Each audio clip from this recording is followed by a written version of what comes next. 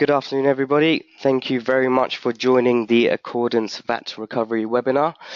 Joining us today, I will introduce Rob Janering and David Stokes, two of our Senior VAT Consultants. Before I pass you over to them, just a couple of things to note. Firstly, thank you everybody for your questions beforehand prior to the webinar. We've tried to incorporate the answers within the presentation itself. There is also an opportunity to ask any questions throughout the webinar. As you can see on your GoToWebinar browser, there's a questions tab, which is a drop-down menu. You can choose to ask a question via text on there, and what we'll try to do is try and answer them at the very end of the webinar. If not, we can set some time aside after the webinar to speak separately. Another thing to notify everybody about, we'll be running some polls, which would be great if you could participate within. The polls are used for marketing purposes. Findings from these questions might be used for research or promotional purposes. However, individual responses will never be revealed, or names or details of those surveyed will never be used in public arena. By participating in the survey, you are giving your consent to be part of this activity. If you do not want to participate within the poll, just simply, you do not have to answer the questions. Now, before we introduce you to Rob and Dave, I'm just going to go through the agenda.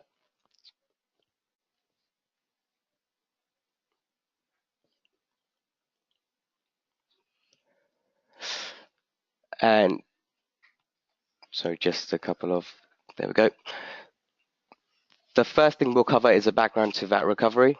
What we'll talk about are the mechanisms and very crucially, the deadlines to VAT recovery.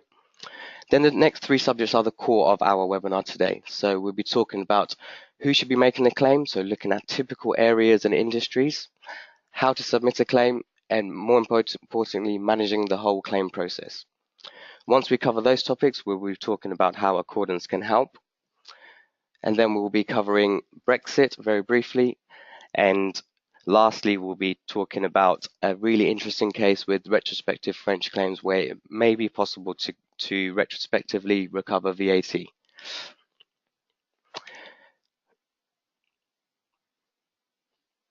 So now we'll talk about the introduction to VAT. So billions of euros of VAT goes unrecovered every year. Research indicates that it's quite a high number, and there are a number of reasons as to why businesses and taxpayers may not recover their VAT. Now, we'll go into that into finer details later on in the presentation, but mainly there are two areas.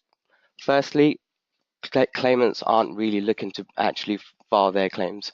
There are a number of reasons for that. And secondly, with the austerity environment within the EU, tax authorities are looking to delay refunds, query refunds, or even deny them whenever they're able to.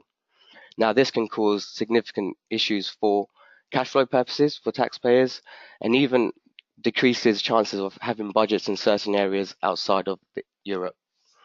Now, our objective for today is to give a clear overview of the VAT recovery process and explain how Accordance helps its clients when making successful claims.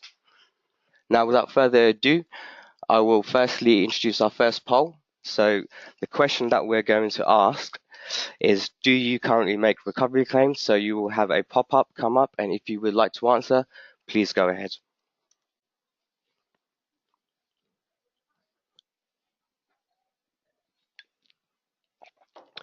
I'll allow around 15 to 20 seconds for those who would like to vote.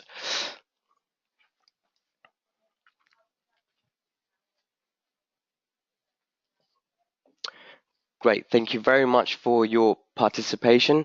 It looks like we've got over half of you who have said that yes, you're currently making recovery claims, which is quite interesting to see. So I'm sure you'll find this very, very useful. And now, without further ado, I'll hand you over to David Stokes.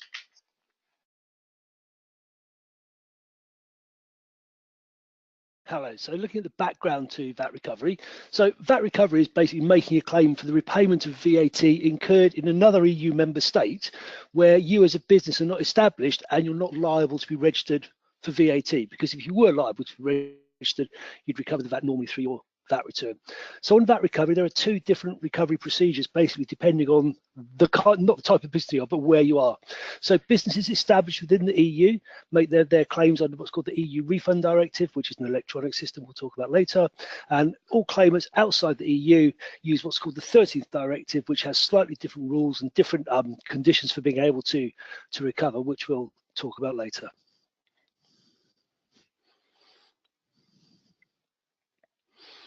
So regardless of which method you're using, then to make a claim, the businesses must meet the following conditions.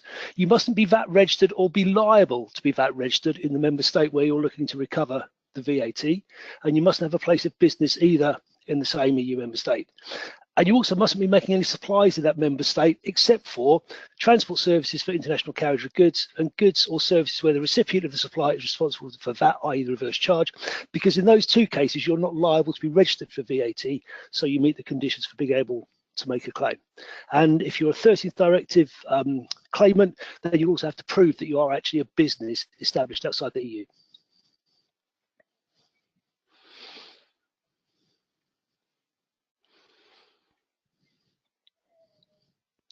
Okay, now for claims to be successful, we talked about claims being rejected. The first thing is the VAT that's to be claimed must have been charged correctly, i.e. correctly according to the law, and the invoices that you use must be VAT fully compliant with the invoicing directive, and you must be in possession of that invoice. And then a complete claim for a calendar year must be submitted before the relevant deadlines.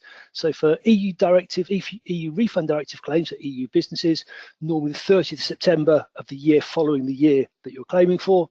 And for 30th Directive, for most member states, it's the 30th of June of the year following the claim year, but for the UK, it's actually the 31st of December. And we said earlier on, there are different conditions between the two. And one main difference for the 30th Directive is that EU member states can invoke what's called reciprocity, whereby they can refuse to refund tax to companies established in countries where a similar refund mechanism is not available to EU member states. So who should make a claim?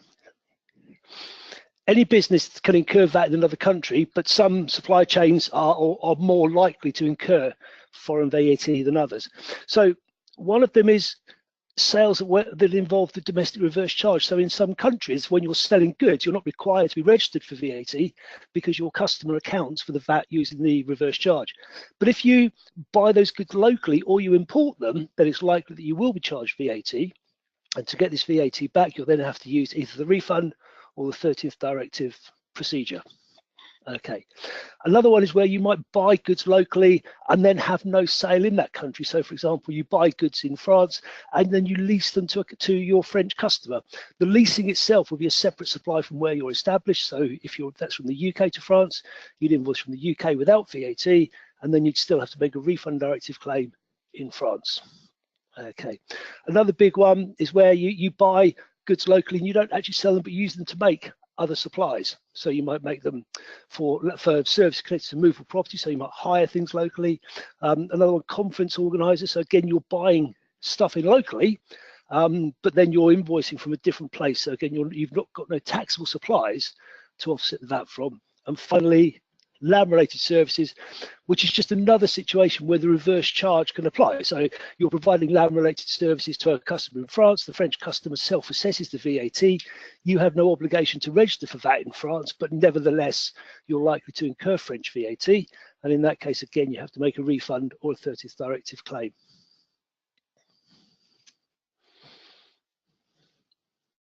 Okay, many thanks for that, Dave. So what we're going to go through now is just what you need to do to be able to make a claim correctly. And so the first thing you need to do, as Dave mentioned, is to make sure the VAT's been charged correctly, because any tax authority will refuse VAT that hasn't been charged correctly. Now, where can that kind of issue apply? Well, the first one is where the supply that should have been subject to a reverse charge. And a reverse charge is one where the recipient of a supply should act as if it's both receiving and making the supply itself. And that means VAT shouldn't have been incurred on the cost. If the claimant hasn't been charged the VAT correctly, then it shouldn't be making a claim for that VAT. And if it does, the tax authority, when it's assessing the claim, that has been made will reject it, and there's also a good risk that the tax authority will issue penalties against the taxpayer as well, and there'll be penalties for basically making a claim incorrectly, looking to recover more VAT than is properly due to that business. If VAT has been charged by one of your suppliers and it shouldn't have been, the correct approach to get that VAT back is to approach the supplier and ask them to issue a credit note to you. And then you'll be able to use that credit note to reverse the VAT in your VAT return, and they should do the same as well. And it's for this reason, finding that your VAT charged is correct, is why all of the invoices you're going to include in a claim do need to be assessed before a claim is made.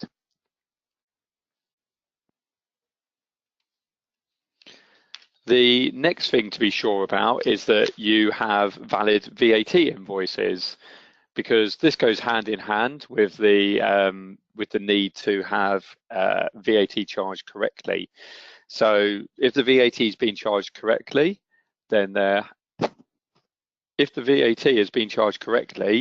then you need to have an invoice that supports that.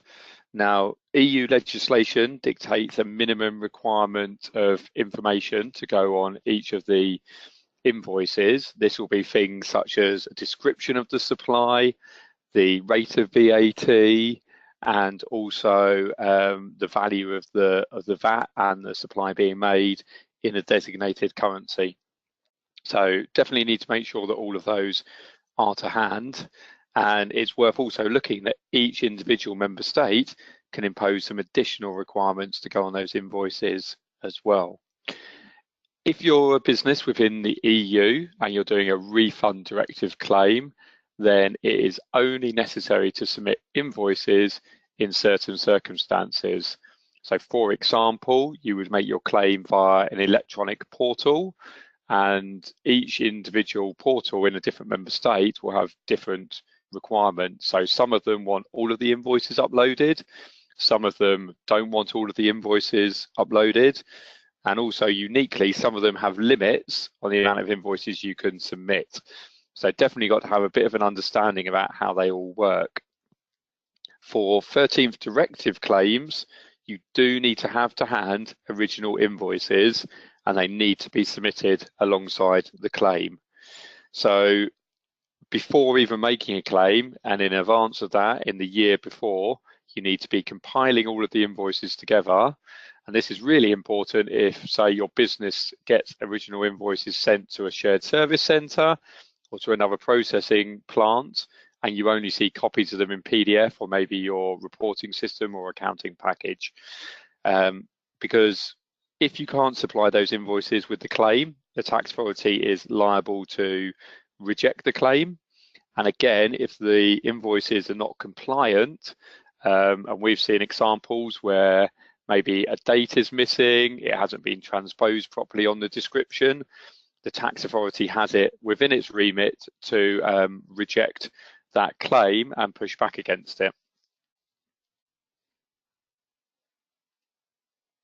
So after thinking about those two issues, the next thing is languages. Now, when you make a refund directive claim, that will be made via the claimant's local tax authority. So if you are a UK business, you will make the claim to HMRC via their portal that they have. And that means that language shouldn't be a problem in the first instance, because you are dealing with a tax authority in a country you're familiar. It becomes more complicated when you make 13th directive claims, because you have to make that via the local authority. So that means that you need an initial understanding of the local language to find the appropriate forms on the tax authority website. They're not clearly laid out on the website. They're often hidden away behind a number of different portals and click-throughs. And also, you can use Google Translate to help, but it's not always useful. Once you've found the forms, some of them can be completed in English, but others will require the entire thing to be completed in the local language. So again, you've got to have some knowledge about what questions am I being asked? Can I fill in the answers correctly? Because you don't want the form to be submitted and the tax authority not understand what you're saying or misinterpret the claim, and that means that it's rejected. As we said, all 13th directive claims need to be made on paper, so really important to be able to write and not just be able to translate it via a keyboard. And the other thing to consider is that some EU countries do require a representative to be appointed so they could be in charge of the claim. So what this means is if you're a business outside of the EU and you want to make a claim in a certain country, you will first have to source a representative. You'll then need to liaise with that representative because they will be representing you in front of the foreign tax authority. So again, finding all of that, putting it in place, getting the mechanism sorted out will take some time. And again, it's just another step that needs to be managed to make sure you can do a successful claim.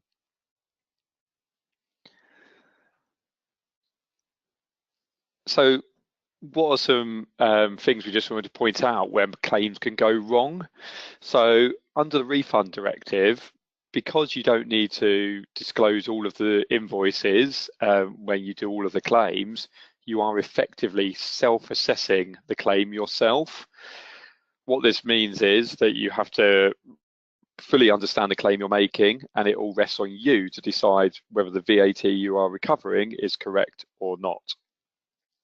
So what this opens the door to is an innocent possibility of being able to submit claims for VAT that isn't supported by proper VAT invoices, or the VAT has not been charged correctly. And this is why it goes back to making sure that you can really assess the invoices and the VAT charged properly in the first instance. And so you don't put in a claim for lots and lots of VAT that should have maybe been reverse charged or has just been charged by your supplier incorrectly. And as we said before, one of the reasons to do this is that if you get your claim wrong, the tax authority will probably reject the claim for the refund, but they've also raised penalties for doing that. And we've seen this happen in the UK, in Belgium, and in Spain with our own, for people who have come to us for assistance. And we've also read about it on a regular basis where claims are rejected across all of the EU. So it's definitely something, there are lots of pitfalls along the way of making the claim and lots of steps to get organised in the first instance.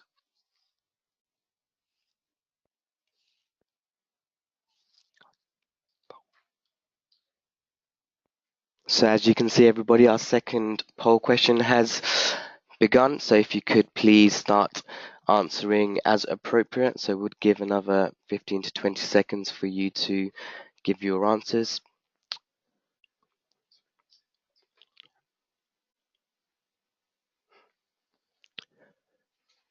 Great, thank you very much. So interestingly enough, over half of you have said that you do assess if that was charged correctly, and activity requires local VAT registration. So, and it looks like a third of you don't. So again, very interesting answer. So thank you very much.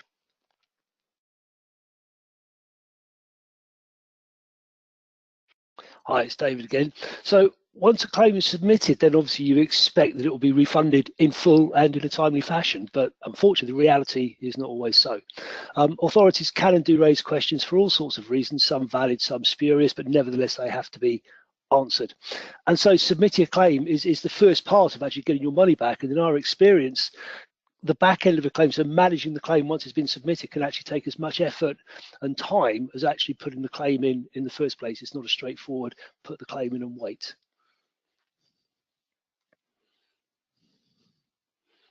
So we've already talked about, or Rob's already talked about some of the language skills, but not having the language skills can be a real impediment to getting the money back. So although the refund claim is made via your own tax authority's portal, the questions will come back from the foreign tax authority in their own language. So if you don't speak Polish or Lithuania, you've got a bit of a problem, and in 30 authoritative claims the same. So you do have to have in-house language capabilities to be able to manage the claims. And if the skills are available, then the questions will just get missed because you might not understand what the letter says. We've seen that sometimes where people got a letter, didn't understand what it said, put it in the drawer and forgot about it, or they actually answered the question, didn't really understand the question and answered it incorrectly. In both cases, the claim is at risk.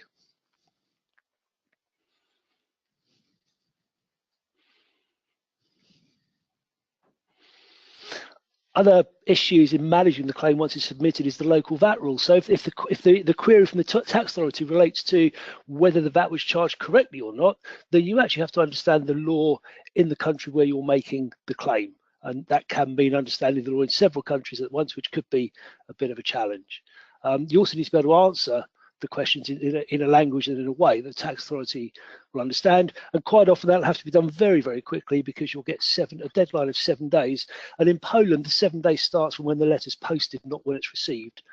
So that can mean that you've got less than a couple of days to deal with it when it arrives, assuming that you know what it says. And if you don't meet the deadline, then the authorities consider that you didn't bother, and therefore they will just reject or refuse the claim. Okay, new invoices. So claims can be rejected, as we've said earlier, because the VAT shouldn't have been charged or because the invoice wasn't compliant or whatever.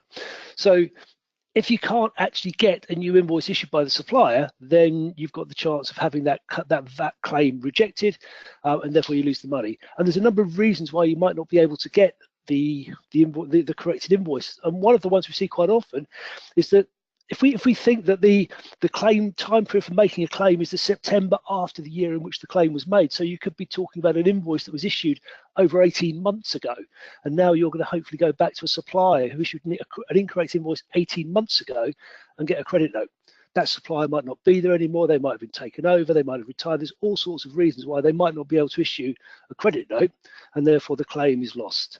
And this is really why, as Rob said, you need to assess beforehand so you can hopefully pick these things up at the beginning and not wait 18 months to go back to your supplier to ask for a credit note. Okay, common reasons for rejection. The VAT's been charged incorrectly and therefore not deductible. We all assume that our suppliers understand VAT as well as we do. Quite often your supplier will simply not understand what he should be doing. He charges you VAT when he shouldn't have charged you VAT. You don't realise that's happened. The claim goes in, the authority spots it, claim's rejected. That happens quite a lot, particularly on land-related things where people, there are quite complicated reverse charge rules. Another one, this is a weird one, where the supply could have been exempted. This is actually written into the law, but some tax authorities refused to refund VAT where an exemption was available but wasn't used. And we had quite a mad case recently where a French rally car team came to the UK.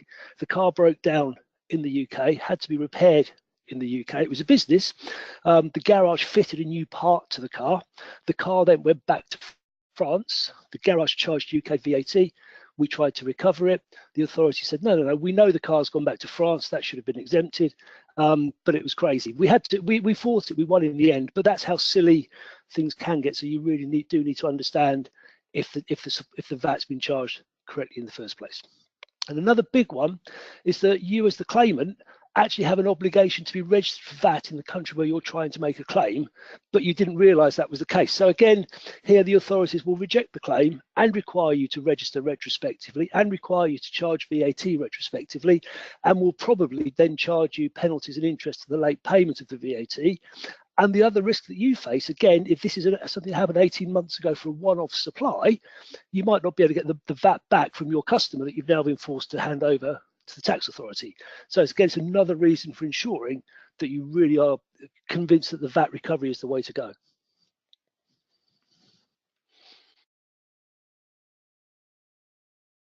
Okay, great. Thank you, David. So I think it's time for our third poll. So this question is, what is the biggest challenge you face in making successful claims? So again, we'd give you 15 to 20 seconds. So if you'd like to participate, please go ahead.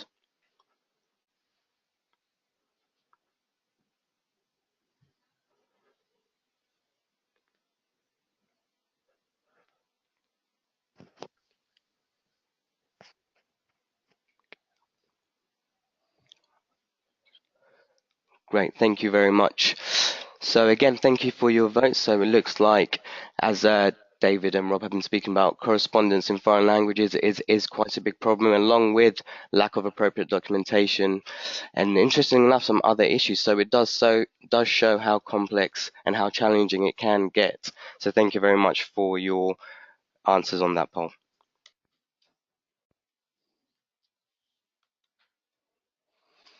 Okay, thanks for that, Youssef. So having talked through some of the challenges there are around making the claims and some of the pitfalls you can meet on the way, we wanted to set out how Accordance can help businesses and how it does help our clients to make both refund and 13th directive claims. So here at our headquarters in Brighton, we have a dedicated team who have got many years of experience in making both sets of claims across all the different EU member states. We apply what we call our consulting-led compliance approach to making claims. And what this means is that before any claims are made, we spend time analysing the VAT that's been charged to, firstly, make sure that it's been charged correctly. And then after we have done that, making sure that we've got all of the documentation we need, so invoices in either PDF form or originals where they are needed, to make sure that the claim will be successful. And the reason that we do this is that when we make the claim, we've got as much comfort as is possible to know that when it goes in, we should be getting all of the VAT back that we want to get. Excuse me. The other thing that we can do is that once we've done this analysis, we can then give advice to our clients on whether the refund should be sought by way of, if it can't be claimed via a refund directive claim or 13th directive, we talk to our clients about whether they need to go and ask for a credit note from their provider or whether they should actually be registered for VAT. And we do often find a number of clients have incurred VAT and they're intending to make a claim, and actually once the whole position has been analysed, as Dave was saying, a registration should have been sought in that country. So as we are also got a compliance function here at Accordance, we can help our clients by registering for VAT, backdating it to the appropriate time stage, and then claiming that VAT through a traditional VAT return. And this is something we offer to all of our clients to make sure that they've got assistance going forward. And actually, once this analysis has been done, we find that costs and workload are reduced for our clients to make sure that going forward, VAT is recovered much more quickly and more easily. So to give a bit of background about Accordance, a lot of you will know about it already. We do have VAT consultants and compliance management who have got experience of the VAT rules and procedures all across the EU member states. These people have worked in practice, they have worked in accountancy firms, and what that means is that when we submit the claims, we know that the right knowledge has been applied as part of the analysis that's taken place to be sure that the claims are going to be correct and that they will be received in the right way by the tax authorities. As we said, sometimes you have to get the VAT back via the way of a credit note, and we work with all of our clients to contact suppliers and obtain the information that's needed where required. That might be by way of drafting letters, setting out technical analysis, and also just liaising between both parties, because obtaining a credit note is not always a straightforward procedure, but our experience means that we've seen plenty of examples and we know the right steps to make. In addition, because we have staff from all across the EU, we have local language capacities, and that means that we can deal with all of the pitfalls we talked about earlier in terms of language. And it also means that as we're all based in one location here in Brighton, it's a one-stop shop service to just make the experience better for clients. So Thank you very much, Rob. So it's time for our fourth poll question. So this question asks, do you currently manage recovery claims in-house or do you outsource? So again, if you'd like to participate, please go ahead now and we'll give you 15 to 20 seconds.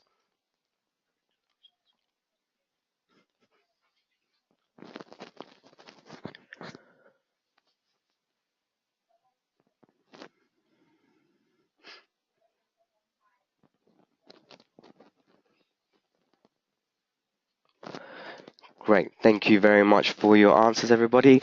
Looks like it's pretty much an even split, in 30% or around with in-house, another 35% on outsourcing, and 30% do not make claims. So again, very interesting reading as to how it all looks. So thank you very much for your answers. Okay, as Yusuf said, thank you for taking part in the poll today. So obviously, Accordance has got an offering where we can really help clients, but one of the things on the horizon is Brexit. And so we've been talking about making EU refund directive claims and also 13th directive claims.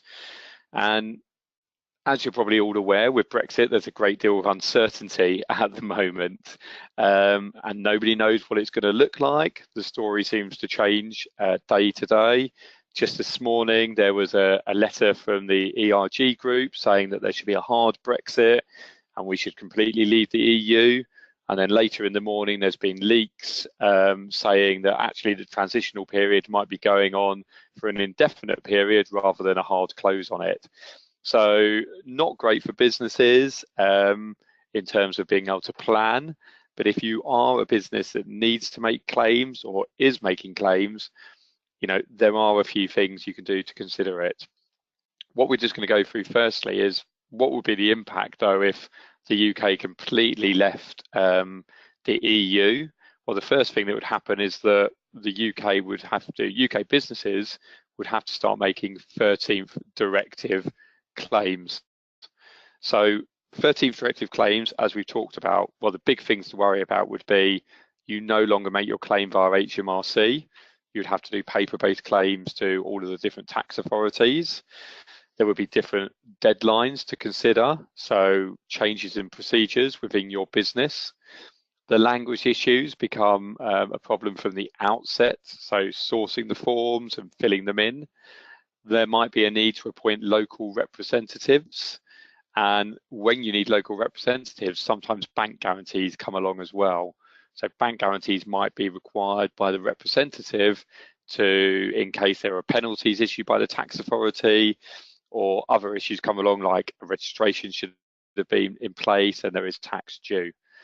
Probably the most important thing to think about as well is reciprocal rights. And at the moment, you know, we're all within the EU, and so we don't worry about reciprocal rights. But if the UK did leave and it was a hard Brexit, some countries might turn around and say, well, there are no reciprocal rights with the UK. We are not going to pay any refunds to the UK either. We don't know if that will happen at the moment. Some countries have suggested it might. Yeah, just quickly on that one. This is David here. I asked a Polish colleague a while ago what Poland's attitude would be to reciprocity, and she contacted the tax authority. Their answer was that that's an answer for the Minister of Finance, and it would take at least 10 years, and we don't really care if that means that UK companies will take the business away. So a lot of them are not going to be massively rushing to the door to give us reciprocity to be able to recover VAT. Exactly, and that is just one of the unknowns, that every tax authority will probably have its own view on what it wants to do. So it's just something to be tested. So just while we're in the middle of talking about Brexit, we've just got one more question here, and this is, how do you make claims at the moment? You see on the board, it's either annual, quarterly, or do not make claims.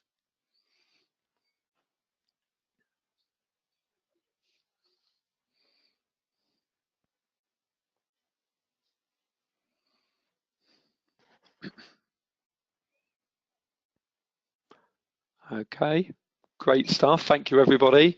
And so 37% of you are making annual claims, but 25% making quarterly. So we've been thinking about how we can help our clients and some things we can do in the uncertainty of Brexit. So like we've said, 13th directive claims, and this is a worst case scenario. There has been some talk at certain VAT consultative group level that there might be the VAT system as it is might be retained within Europe. How that would work, because that obviously would come under ECJ jurisdiction. Nobody quite knows. It doesn't seem to tally with all the rhetoric in the newspapers. But assuming a worst case scenario that UK businesses have to make 13th directive claims, it's obviously a significant change in process. So foreign VAT incurred in the calendar year in 2018, as it stands at the moment, that would be made under a refund directive claim, and you would have up until September 2019 to make the claim. But obviously the big point glaring out there is that at the end of March 2019, the UK might be leaving the EU. There might be a transitional arrangement, but we don't know what the terms of that will be. And so we have to think about the end of March being when the UK might leave and 13th directive claims become the way forward. Our recommendation to all clients would be that for any VAT incurred during 2018 that's got to be recovered via a refund directive claim, claims should be made quarterly throughout the calendar year. So when you get to April 2018, make a claim for the first quarter, all the way through to December and January 2019, make your final quarterly claims and then a wash-up one as well. There are several reasons for doing this. A, you get your claims in for 2018 more quickly. They should be guaranteed because they'll be made under existing rules that we are comfortable with. And on top of all of that, cash flow should actually be better because the tax authorities should pay out. So there are time limits. They're meant to have 4 months to look and review a claim. And then if they've got any questions, they have to come back to you and then answer those within another 4 months. So hopefully, if you've got 4 claims instead of 1, they will be dealt with more quickly. And so cash should come back into the business faster as well. And then the final thing to think about is, if we do crash out of the EU on the 31st of March 2019, can you get a claim in for your Q1 2019 VAT by that date? It would probably involve some changes in processes to make sure invoices are available, the right spreadsheets are there, and analysis has happened ahead of normal time, but it will give you some certainty for the business. After that, who knows what's going to happen, potentially 13th directive claims, and that will be significantly different. So that's for Brexit. I'm now just going to pass over to Dave, who just wants to talk about some news that's come up around retrospective French claims. Hello. Yeah, it recently became clear that when the French authorities implemented the refund directive, they didn't quite implement it correctly, and as a result, there's a loophole, which means that the claim is not restricted to the previous calendar year. We're not sure how long it's going to last, but in fact, we've already successfully, for one of our clients in this year, gone back and made a claim for 2016, which actually shouldn't have been possible if the law had been written correctly. If you read the way the law is now and what it seems to say, it also seems to suggest that it's not quite open-ended going backwards, but you could go back a lot further beyond 2016, but we've not had the chance to test that yet. So if any people who don't normally make claims could have made claims into France, then you've got the possibility to go back at least last year and the year before, and maybe beyond that as well. Just an example again of how different countries have different interpretations or different applications of the VAT recovery rules. Thank you very much, Rob and Dave. That was very insightful. So we have one more poll question before we go on to the questions. So this question is, as you can see, are you confident that you are claiming as much as you're entitled to? So we'll give 20 seconds or so for you to answer.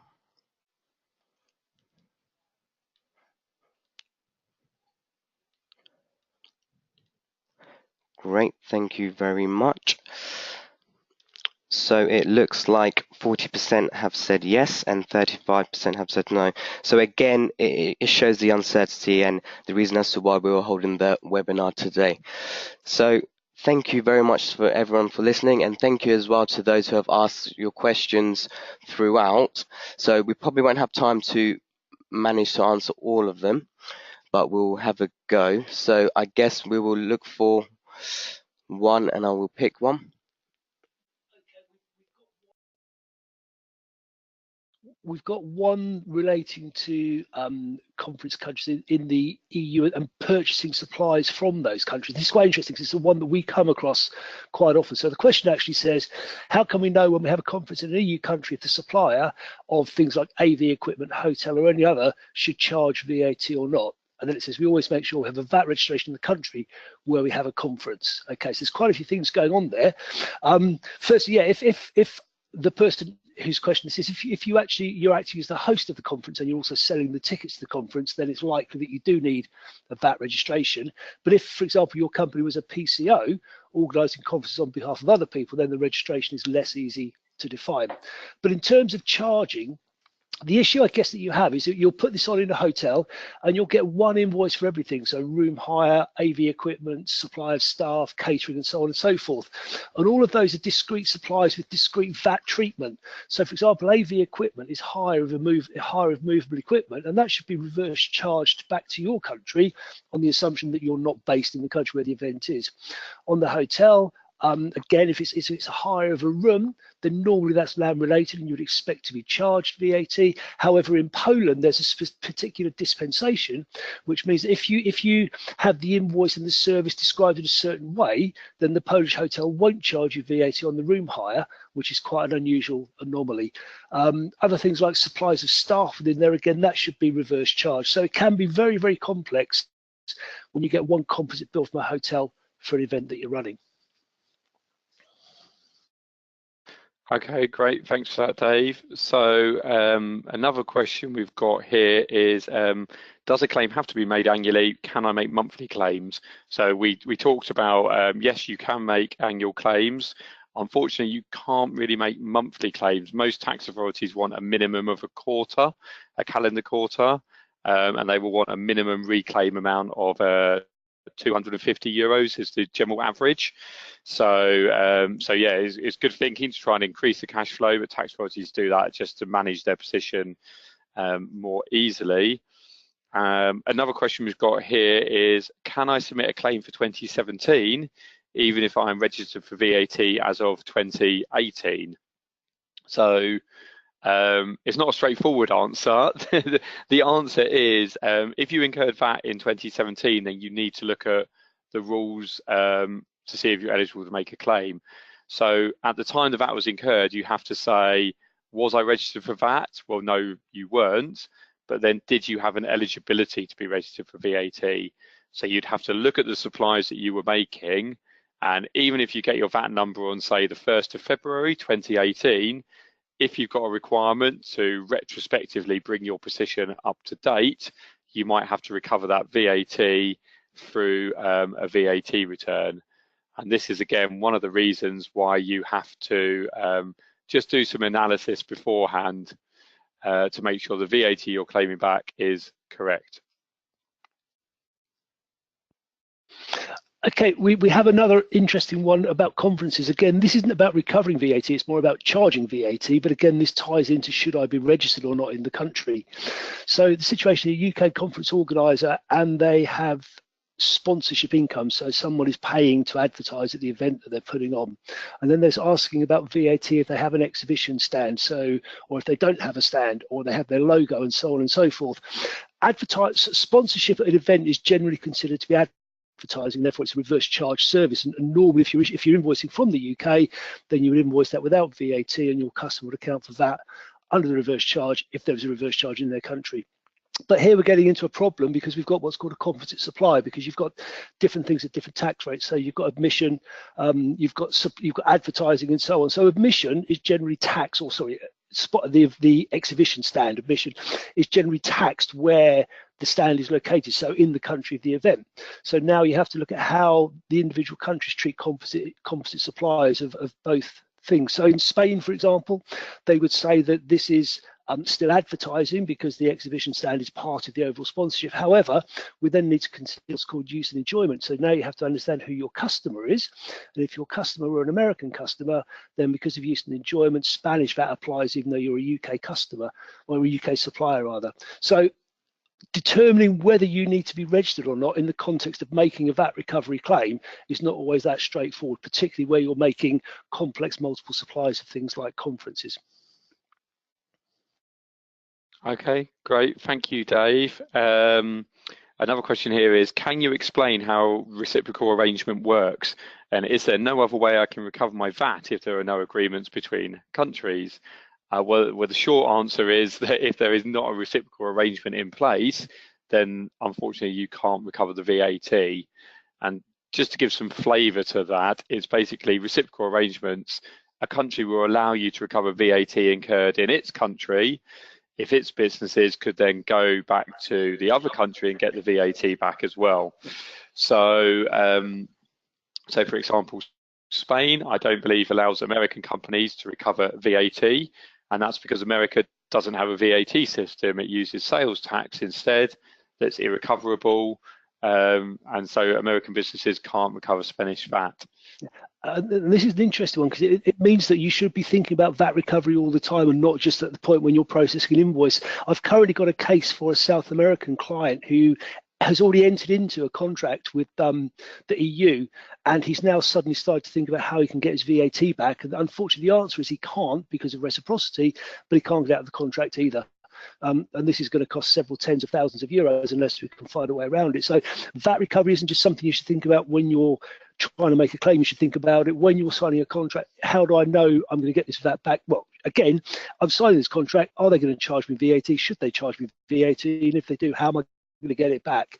So that's when you should start thinking about VAT recovery, not at the time you're making a claim. Thank you, Rob and David, for your answers. Unfortunately, we are out of time. So there are a few more questions that we've got through, and what we'll do is we'll go back to you separately. What we will do next is we will contact everybody that signed up for the webinar. You will all receive a version of the webinar with the recording, so you can peruse at your own time. If you do have any questions, you can contact our dedicated email address, which is vatreclaim@accordancevat.com. If you have any questions at all, please do email that. Alternatively, I know quite a few people who have signed up have contacts here at Accordance, so please just get in contact with one of our members of staff. Alternatively, we will also be making an effort to get in contact with everybody over the next few days. Finally, if you would like to get in touch in terms of other social media efforts, you can keep up to date with our Twitter feed and our LinkedIn. You can see the links on your page right now. So if you're in touch with us already, we'll be getting in contact. If not, we look forward to hearing from you soon. That finalizes everything that we wanted to cover today. Thank you very much, everybody, for attending, and wish you a fine evening. Thank you.